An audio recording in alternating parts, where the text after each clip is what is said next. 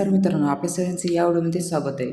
मित्रांनो, या व्हिडिओमध्ये आपण बघणार आहोत वनरक्षक भरती 2026 साठी मोस्ट इम्पॉर्टंट क्वेश्चन फॉर नदी प्रणाली. तर सगळ्यात पहिला क्वेश्चन येतो, महाराष्ट्राची सर्वात लांब नदी कोणती? तर महाराष्ट्राची सर्वात लांब नदी जी आहे ती गोदावरी नदी आहे. बी जे आपला राईट आन्सर होईल. त्यानंतर क्वेश्चन दुसरा आहे, तो गोदावरी नदीचा उगम कुठे आहे? तर गोदावरी नदीचा उगम जो आहे तो त्र्यंबकेश्वर नाशिकमध्ये आहे. बी जे आपला राईट आन्सर होईल.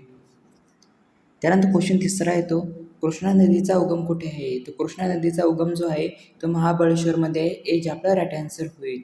त्यानंतर क्वेश्चन चौथा येतो, तापी नदीचा उगम कुठे आहे? तर तापी नदीचा उगम जो आहे तो मुलताई मध्य प्रदेशमध्ये आहे. ए जे आपला राईट आन्सर होईल. त्यानंतर क्वेश्चन पाचवा येतो, महाराष्ट्रातील कोणती नदी पश्चिम वाहिनी नदी आहे? तर महाराष्ट्रातील जी नदी आहे पश्चिम वाहिनी, तिचं नाव आहे उल्हास नदी. सी जे आपला राईट आन्सर होईल. त्यानंतर क्वेश्चन सहावा येतो, भीमा नदी कोणत्या नदीची उपनदी आहे?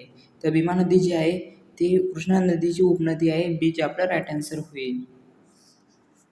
त्यानंतर क्वेश्चन सातवा येतो, प्रवरा नदी कोणत्या नदीची उपनदी आहे? प्रवरा नदी जी आहे ती गोदावरी नदीची उपनदी आहे. ए जे आपला राईट आन्सर होईल. त्यानंतर क्वेश्चन आठवा येतो, मुळा नदी कोणत्या नदीला मिळते? तर मुळा जी नदी मिळते ती मोठा नदीला मिळते. सी जे आपला राईट आन्सर होईल. त्यानंतर क्वेश्चन नववा येतो, मुळा मोठा नदी पुढे कोणत्या नदीला मिळते?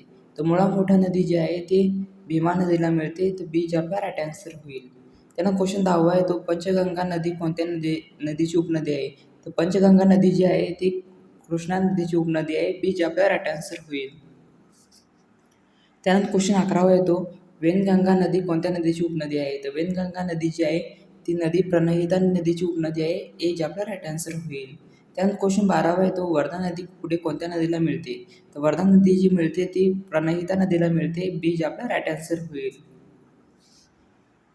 त्यानंतर क्वेश्चन 13वा येतो, प्रणहिता कोणत्या नदीची उपनदी आहे? तर प्रणहिता नदी जी आहे ती गोदावरी नदीची उपनदी आहे.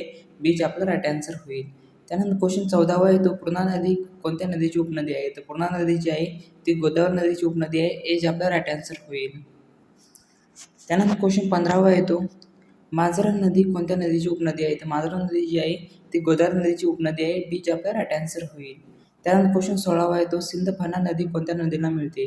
तर सिंदफणा नदी जी मिळते ती गोदावरी नदीला मिळते. ए जे आपला राईट आन्सर होईल. त्यानंतर क्वेश्चन 17वा येतो, गिरणा नदी कोणत्या नदीची उपनदी आहे? तर गिरणा नदी जी आहे ती तापी नदीची उपनदी आहे. बी जे आपला राईट आन्सर होईल. त्यानंतर क्वेश्चन 18वा येतो, पांझरा नदी कोणत्या नदीची उपनदी आहे? तर पांझरा नदी जी आहे ती तापी नदीची उपनदी आहे. ए जे आपला राईट आन्सर होईल. त्यानंतर क्वेश्चन येतो आपला 19वा, वाघूर नदी कोणत्या नदीची उपनदी आहे? तर वाघूर नदी जी आहे ती तापी नदीची उपनदी आहे. ए जे आपला राईट आन्सर होईल. त्यानंतर क्वेश्चन 20वा येतो, बोर नदी कोणत्या नदीची उपनदी आहे? तर बोर नदी जी आहे ती तापी नदीची उपनदी आहे. ए जे आपला राईट आन्सर होईल. त्यानंतर 21वा क्वेश्चन येतो, महाराष्ट्राची सर्वात मोठी नदी खोरे कोणती? तर महाराष्ट्राची सर्वात मोठी नदी खोरे जी आहे ती गोदावरी नदी खोरे आहे. सी जे आपला राईट आन्सर होईल. त्यानंतर क्वेश्चन 22वा येतो, गोदावरी नदीला दक्षिण गंगा असे का म्हणतात? हे बरोबर आहे का चूक आहे? तर हे बरोबर आहे मित्रांनो. ए जे आपला राईट आन्सर होईल. त्यानंतर क्वेश्चन 23वा येतो, महाराष्ट्रातील बहुतांश नद्या कोणत्या दिशेने वाहतात? तर महाराष्ट्रातील बहुतांश नद्या ज्या वाहतात त्या पूर्व दिशेने वाहतात. ए जे सी जे आपला राईट आन्सर होईल. त्यानंतर क्वेश्चन 24वा येतो, कोयना नदी कोणत्या नदीची उपनदी आहे? तर कोयना नदी जी आहे ती कृष्णा नदीची उपनदी आहे. ए जे आपला राईट आन्सर होईल. त्यानंतर क्वेश्चन 25वा येतो, वारणा नदी कोणत्या नदीला मिळते? तर वारणा नदी जी मिळते ती कृष्णा नदीला मिळते. बी जे आपला राईट आन्सर होईल. त्यानंतर 26वा क्वेश्चन येतो, वेणा नदी कोणत्या नदीची उपनदी आहे? ती वेणा नदी जी आहे ती कृष्णा नदीची उपनदी आहे. ए जे आपला राईट आन्सर होईल. त्यानंतर 27वा क्वेश्चन येतो, नीरा नदी कोणत्या नदीची उपनदी आहे? तर नीरा नदी जी आहे ती भीमा नदीची उपनदी आहे. सी जे आपला राईट आन्सर होईल. त्यानंतर क्वेश्चन 28वा येतो, सीना नदी कोणत्या नदीची उपनदी आहे? तर सीना नदी जी आहे ती भीमा नदीची उपनदी आहे. ए जे आपला राईट आन्सर होईल. त्यानंतर क्वेश्चन 29वा येतो, इंद्रायणी नदी कोणत्या नदीला मिळते? तर इंद्रायणी नदी जी मिळते ती भीमा नदीला मिळते. बी जे आपला राईट आन्सर होईल. त्यानंतर क्वेश्चन 30वा येतो, पवना नदी कोणत्या नदीला मिळते? तर पवना नदी जी मिळते ती मिळते मुळा नदीला मिळते. बी जे आपला राईट आन्सर होईल. त्यानंतर 31वा क्वेश्चन येतो, गोदावरी नदी बंगालच्या उपसागरात मिळते. हे विधान बरोबर आहे चूक आहे? तर हे विधान जे आहे ते बरोबर आहे. ए जे आपला राईट आन्सर होईल. त्यानंतर क्वेश्चन 32वा येतो, कृष्णा नदी कोणत्या समुद्राला मिळते? तर कृष्णा नदी जी मिळते ती बंगालच्या उपसागराला मिळते. बी जे आपला राईट आन्सर होईल. त्यानंतर 33वा क्वेश्चन येतो, तापी नदी कोणत्या समुद्राला मिळते? तर तापी नदी जी मिळते ती अरबी समुद्राला मिळते. बी जे आपला राईट आन्सर होईल. त्यानंतर 34वा क्वेश्चन येतो, वर्धा आणि वेनगंगा यांच्या संगमातून कोणती नदी तयार होते? तर वर्धा आणि वेनगंगा यांच्या संगमातून जी नदी तयार होते त्याचं नाव आहे प्रणहिता नदी. हे जे आपला राईट आन्सर होईल. त्यानंतर 35वा क्वेश्चन येतो, महाराष्ट्रातील नदी प्रणालीचा मुख्य जल विभाजक कोणता?